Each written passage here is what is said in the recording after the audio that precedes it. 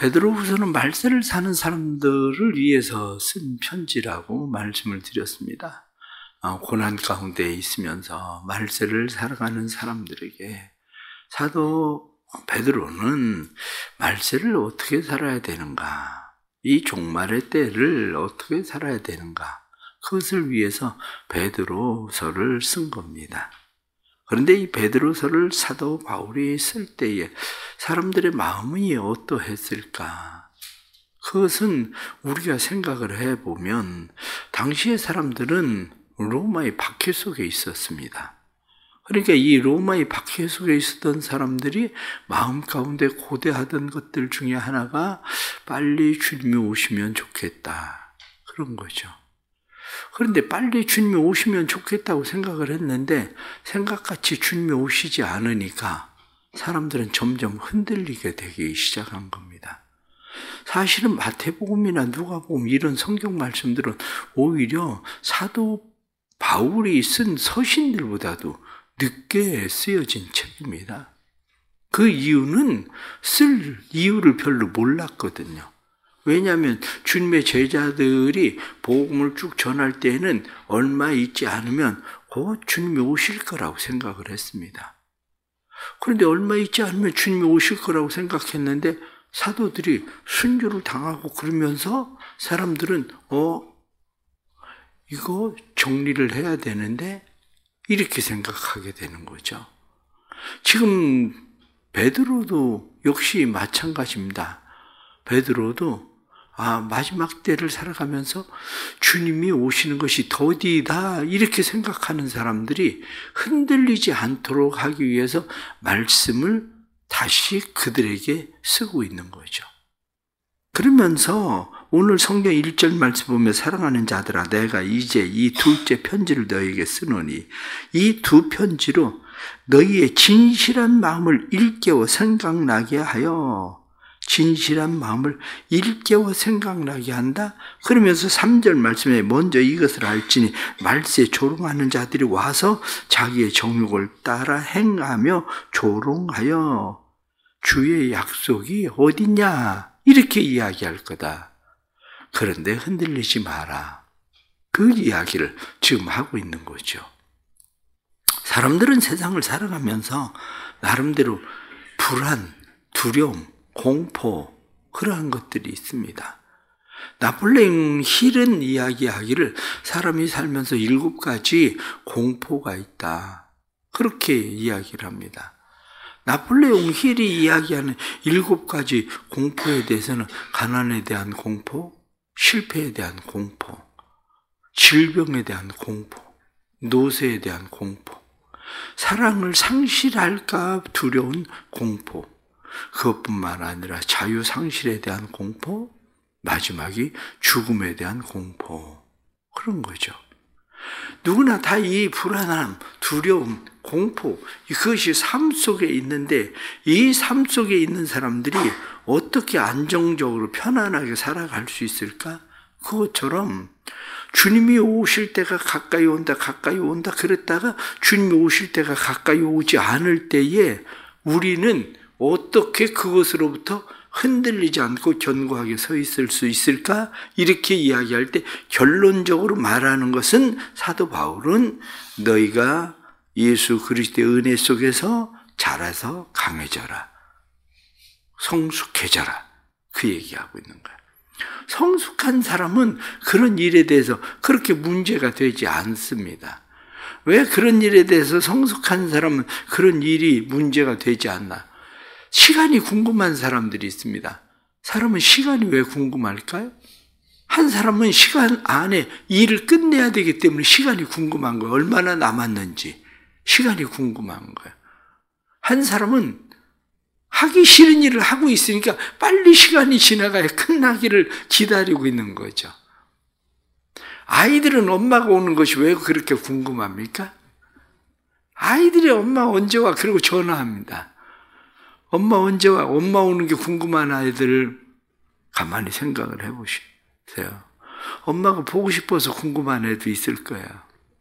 그런데 대부분 요즘 아이들은 엄마가 보고 싶어서 궁금해서 전화하는 게 아니라 딴짓 하려고 궁금한 거예요.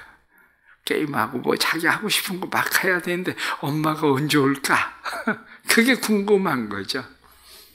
오늘날 예수님의 재림에 대해서 사람들이 이야기할 때 그 왜 궁금할까? 사실은 요즘 예수님의 재림에 대해서 궁금해하는 그리스도인들은 얼마나 있을까? 제가 생각하기엔 예수님의 재림에 대해서 궁금해하는 사람들은 별로 없을 겁니다. 그런데 예수님의 재림에 대해서 궁금해하지 않는 이유는 그러면 뭘까? 생각을 해보십시오. 예수님의 재림에 대해서 궁금해하지 않는 이유는 예수님의 재림에 대해서 믿지 않으니까 궁금하지 않은 거예요. 하나는 예수님의 재림에 대해서, 또 하나는 예수님의 재림에 대해서 궁금하지 않은 이유는 내가 지금 주님과 함께 있기 때문에 별로 궁금하지 않은 거예요. 내 삶이 주님과 함께 있는데 뭐 굳이 주님이 언제 오시는지 그게 왜 그렇게 궁금하겠습니까?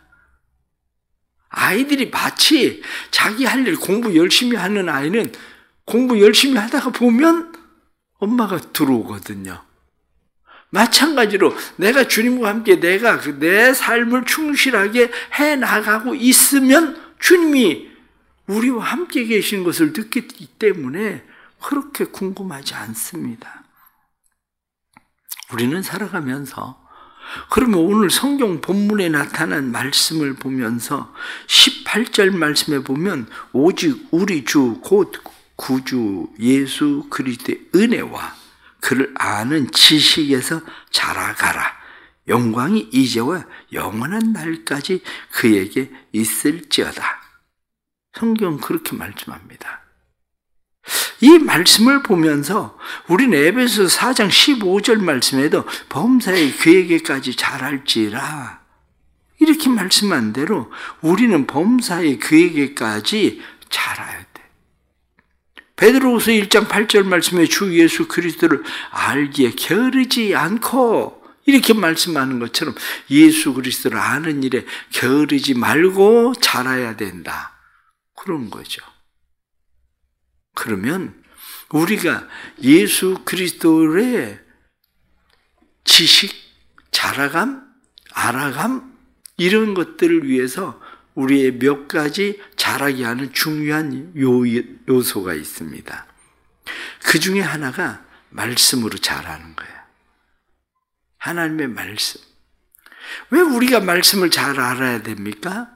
말씀을 잘 알아야 되는 것은 성숙함을 위해서, 자라남을 위해서 말씀으로 자라야 되는 거죠. 그런데 그냥 말씀이 아니라 진리의 말씀, 변하지 않는 하나님의 말씀. 사람들은 궁금했습니다. 예수님이 오신다고 그러더니 왜 안 오시냐? 사람들이 궁금할 때 오늘 사도 베드로는 그것을 무엇라고 이야기합니까? 8절 말씀에 사랑하는 자들아 주께는 하루가 천년 같고 천년이 하루 같다는 이 한 가지 사실에 대해서 잊어버리지 마라. 그렇게 말합니다. 주님이 누군지를 사람들은 잘 알지 못하기 때문에 주님이 언제 오시는지에 대해서 궁금했는데 사도 베드로가 알고 있는 것은 주님이 누구신지의 문제보다도 사도 베드로가 알고 있었던 것은 시간에 대해서 알고 있었어요. 하루가 천년 같다, 천년이 하루 같다. 시간에 대해서. 그러면 이렇게 생각을 해보십시오. 과거에 우리가 살고 있을 때에 지금은 너무 당연하게 여기지만 영화를 볼 때에 영화를 보고 싶은 부분으로 가서 영화를 보는 것을 상상이나 했습니까? 옛날에는 영화 필름이 돌아가면 그냥 쫙 돌아가다가 보기 싫으면 조금 빨리 돌아가서 지금은 아니 그게 뭐 무슨 필요가 있습니까? 거기 딱 찍으면 거기서 그냥 처음 시작하는데 끝을 봐야 되겠다. 그러면 끝으로 가면 끝이 나오는데 옛날 우리의 시간 개념 속에는 하루가 천년 같고 천년이 하루 같은 이 시간을 순식간에 단축시킨다는 개념도 없었어요. 그런데 지금은 당연하게 여기잖아요. 이게 지식이에요. 그런데 그것을 모르는 사람은 그런 말이 안 되는 소리 하지 마 이렇게 생각을 했거든요. 그런데 말이 안 되는 게 아니라 지금은 너무나 사람들이 당연하게 여기죠. 똑같습니다. 베드로는 알고 있었어요. 하루가 1000년 같고 1000년이 하루 같다는 거예요. 예수 그리스도 안에서 그 모든 시간은 영원한 시간. 영원한 시간이라고 하는 것은 현재가 미래, 미래가 과거. 이 모든 시간이 다 예수 그리스도 안에 있다는 사실을 아는 거죠. 기본적으로 우리가 시간을 이야기할 때 하나는 크로노스라고 이야기하고 하나는 카이로스라고 이야기합니다.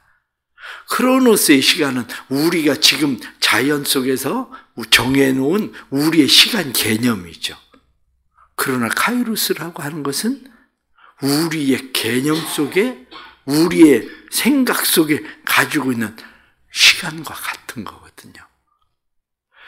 그러기에 우리는 믿음, 그렇게 이야기할 때 예수 그리스도에 대한 분명한 믿음이 있어야 돼. 진리의 말씀으로 인한 믿음. 하나는 예수 그리스도는 우리의 구원자시다. 예수 그리스도는 우리의 삶의 주인이시다. 예수 그리스도는 우리의 삶의 동반자시다. 이게 가져야 될 중요한 지식이에요. 지식일 뿐만 아니라 그게 우리 안에 단순한 지식이 아니라 믿음이 돼야 되는 거죠. 맞습니다. 나를 구원하시는 분은 오직 예수 그리스도, 그분. 그것뿐만 아니라 예수 그리스도가 나의 삶의 주인이다. 그거죠. 내 모든 것은 주님에게 달려 있습니다. 내가 죽든지 살든지 모든 주권도 다 주님에게 있습니다. 또 하나 중요한 것은 주님은 지금도 나와 함께 계십니다. 임마누엘 되시는 하나님. 예수님이 세상에 오신 것은 임마누엘, 우리와 함께하기 위해서 예수님이 세상에 오셨다는 사실이죠. 그것을 마음 가운데 분명하게 말씀을 통해서 믿는 믿음, 그것이 우리를 자라게 하는 거죠. 이 믿음이 항상 변하지 않는 믿음 되기를 바랍니다. 두 번째 우리를 자라게 하는 것은 갚을 수 없는 은혜입니다. 우리에게 갚을 수 없는 은혜, 하나님께서 우리에게 베풀어 주시는 은혜가 얼마나 크고 놀라운지, 갚을 수 없는 그 은혜, 이 은혜 안에 있는 사람들은 자라갑니다. 은혜 안에 있는 사람들은 은혜가 우리를 강하게 하고 은혜가 우리를 자라게 합니다. 왜냐? 은혜, 그러면 받을 만한 자격이 없는데 끊임없이 우리에게 공급되는 게 은혜거든요. 우리는 그것을 은총이라고 말합니다. 은총, 마르지 않는 샘. 그래서 우리의 삶 속엔 하나님의 은혜, 하나님께서 우리에게 베푸시는 은총, 마르지 않는 샘처럼 우리의 삶에 지속적으로 계속 하나님께서 우리를 향해서 허락하시는 도저히 내가 갚을 수 없는 그 은혜, 그게 우리를 자라게 하는 거죠. 문제는 사람들이 그 은혜를 잘 느끼지 못한다는 거야. 은혜를. 또 하나는 은혜를 망각하고 당연하게 여긴다는 거죠. 내가 뭘 잘해서 받은 것처럼 생각하는 거죠. 그러나 내가 뭘 잘해서 받은 게 아니라, 당연한 게 아니라 갚을 수 없는 은혜. 그래서 갚을 수 없는 하나님의 은혜를 생각하면 우리의 삶은 흔들리지 않습니다. 인간관계를 생각을 해보십시오. 인간관계 속에서 부모의 은혜는 어떻습니까? 갚을 수 있습니까? 갚을 수 없습니다. 그런데 자식이 부모한테 뭘 그렇게 서운한데요? 유산 조금 덜 물려줘서? 아니면 조금 못 가르쳐서? 그때 사정과 형편이 가르칠 수 있는 사정이었으면 부모가 왜 못 가르쳤겠어요? 가르칠 수 있는 사정과 형편이 안 되니까 못 가르친 거지. 그런데 그게 서운해서 평생 부모를 원수같이 생각하는 자녀도 있어. 왜? 은혜를 망각해서 그래요. 그게 사람과의 관계 속에서 저 사람과 나 사이에 내가 저 사람이 내게 베풀어 준 은혜를 내가 망각하지만 않아도 등지고 살아갈 일은 없습니다. 그런데 많은 사람들이 왜 등지고 사냐? 은혜는 물에 새기고 원수는 돌에 새긴다. 그런 것처럼 은혜는 다 흘러 떠내려가고 뭐 조금 하나 잘못하면 그게 서운해가지고 모든 은혜를 다 잊어버려. 이게 인간이라는 존재예요. 다시 생각해 보세요. 하나님의 은혜가 갚을 길 없는 은혜. 그 은혜를 입고 살아가는데 우리는 그것을 망각하고 지금도 살고 있지 않은가. 하나님의 은혜에 대해서도 은혜 속에 있는 사람은 강해집니다. 은혜 속에 있는 사람은 자라납니다. 마지막 하나는 사랑으로 자라는 겁니다. 오늘 성경 본문의 1절 말씀 보면 사랑하는 자들아, 그렇게 8절 말씀에 다시 보면 사랑하는 자들아, 14절 말씀에 그러므로 사랑하는 자들아, 17절 말씀에 그러므로 사랑하는 자들아. 사랑 속에서 자라는 겁니다. 우린 사랑이라는 걸 뭐라고 이야기하느냐? 사랑은 내가 살고 있는 현 주소다. 사랑은 내가 살고 있는 현 주소. 왜 그게 현 주소냐면 사랑받고 있다고 생각하는 사람은 거기 머물러 있다는 거예요. 옛날에 내가 누군가에게 사랑을 받고 있었다고 생각하는 사람은 현 주소가 거기에 머물러 있어요. 그러니까 지금도 마찬가지로 하나님의 사랑을 받고 있으면 내 삶의 현 주소가 흔들리지 않습니다. 베드로가 사랑하는 자들아, 사랑하는 자들아, 사랑하는 자들아, 사랑하는 자들아 4번씩이나 이 한 장에 계속 그 이야기를 하는 것처럼 지금 내 현 주소가 어디에 있습니까? 믿음의 현 주소가 어디에 있습니까? 내가 지금도 하나님의 사랑을 받고 있다고 생각하면 내 믿음의 현 주소는 바로 오늘이에요. 이 사랑 안에 있는 거예요. 사랑의 현 주소가 중요한 거죠. 우리는 살아가면서 그러기 때문에 하나님께서 내게 베풀어 주시는 그 사랑, 아낌없이 베풀어 주시는 그 사랑 안에 우리는 거하기 때문에 십자가 예수 그리스도를 내어주시기까지 우리를 사랑하시는 그 사랑 때문에 우리는 여전히 자라고 살아갑니다. 그러기에 지금도 내가 하나님의 사랑을 받고 살고 있는데 예수님이 오늘 오시든지 내일 오시든지 그게 뭘 그렇게 중요합니까?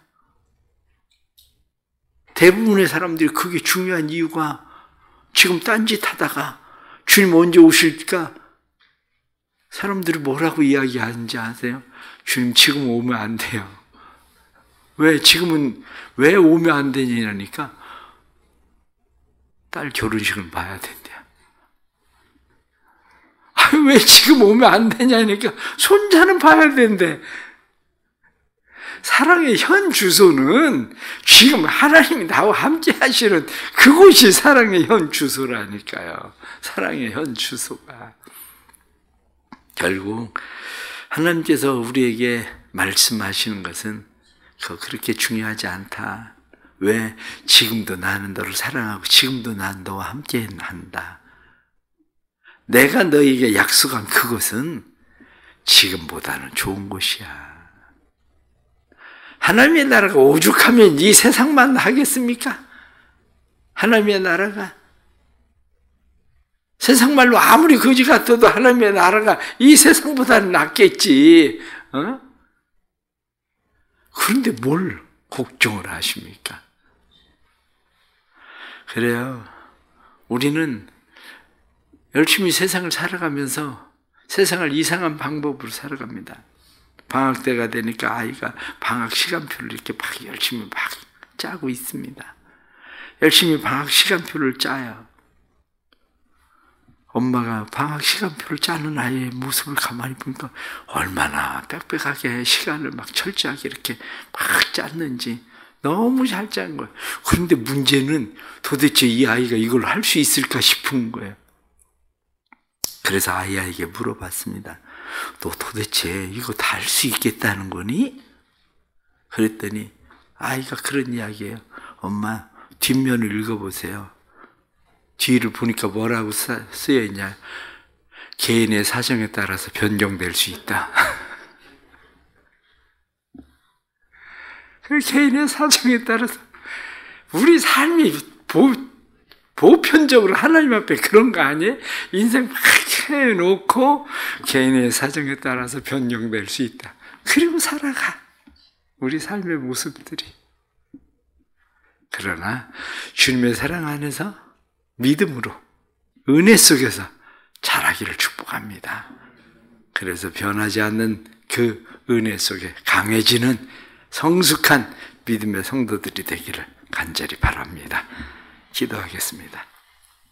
하나님 아버지 감사합니다. 또 하루를 시작하긴 주의 은혜입니다. 오늘도 예수 그리스도는 우리의 삶의 구원자시고 예수 그리스도는 우리의 삶의 주인이시며 예수 그리스도는 우리의 삶의 동행자십니다. 우리가 그 주님을 알기에 오늘도 안심하고 우리는 살아갑니다. 진리의 말씀 속에서 갚을 수 없는 은혜 속에서 무한한 사랑 안에서 우리는 오늘 하루도 살아갑니다.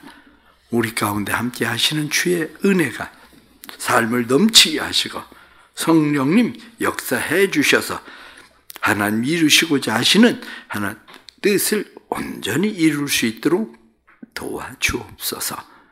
오늘도 두려움 없이 담대함으로 하나님 앞에 살게 해 주시고 두려움 없는 담대함 속에 주의 은혜 온전히 나타날 수 있도록 성령님 도와주셔서 견과여 흔들리지 않게 하시고 환난 속에서도 흔들리지 않게 하시고 재림을 흔드는 사람들 속에서도 흔들리지 않게 하시고 분명한 믿음의 확신을 가지고 주님과 동행하는 하루의 삶이 되도록 도와주옵소서. 주님의 교회가 점점 더 기도하는 교회, 주님과의 친밀감 있는 교회, 그래서 하나님의 뜻을 이루는 교회가 될 수 있도록 성령님 역사하여 주옵소서. 또 새벽에 작정하고 하나님 앞에 귀한 예물 드립니다.